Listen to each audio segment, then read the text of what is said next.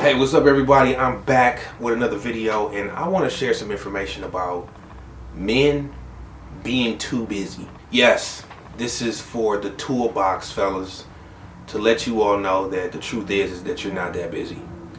Now, for all of the ladies that are watching this video, I want to be clear. I don't want women taking the information that I share and using it against men. You can use it to help cultivate your relationship with a man or your man, husband, significant other, brother, or whatever. But don't come with this mentality of Jason said. I don't want to hear all of that. I'm not any love doctor. I'm none of that. I'm just speaking from my perspective.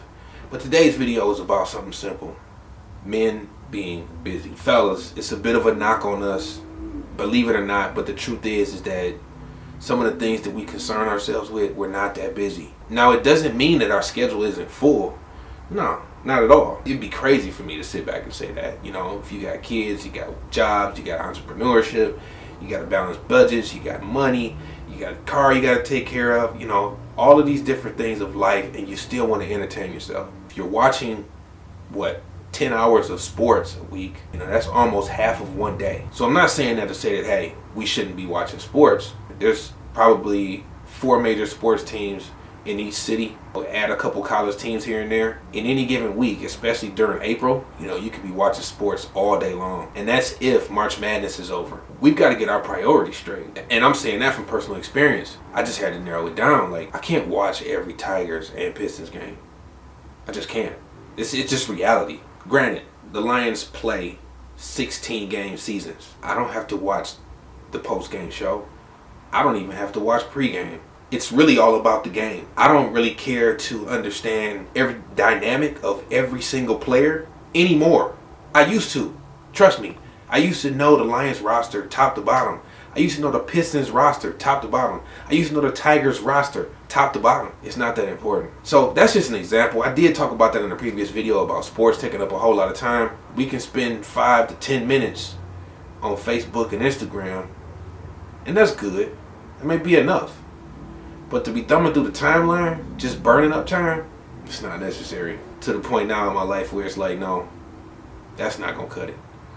So there are other aspects of this. Like, you know, I got to the point where I wrote down every single thing that would happen throughout my day and in my schedule throughout the week.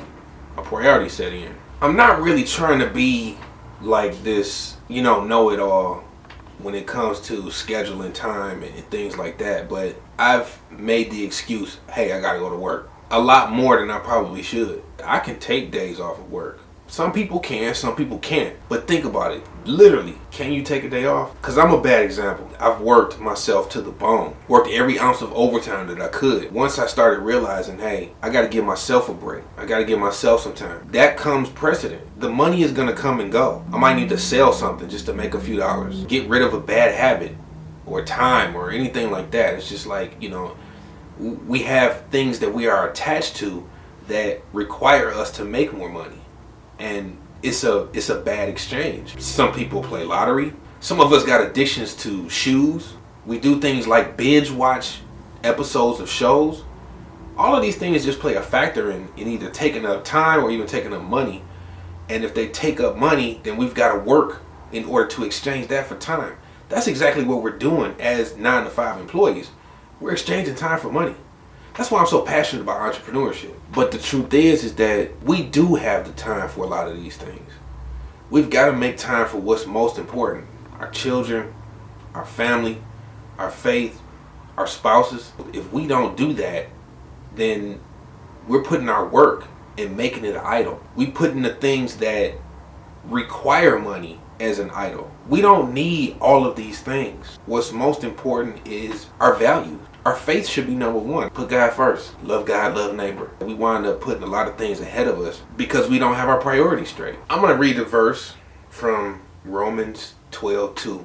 Do not be conformed to this world, but be transformed by the renewal of your mind, that you may prove what is the will of God, what is good and acceptable and perfect.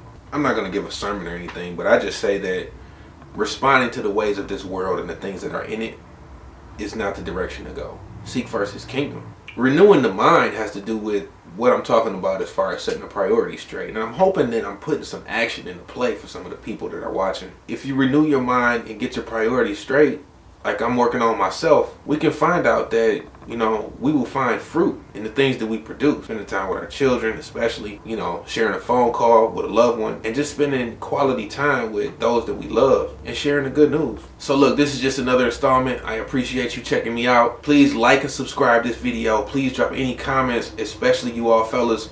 I would appreciate you, because it would help me develop more content and I can share more thoughts and apply it to the Word of God where it applies.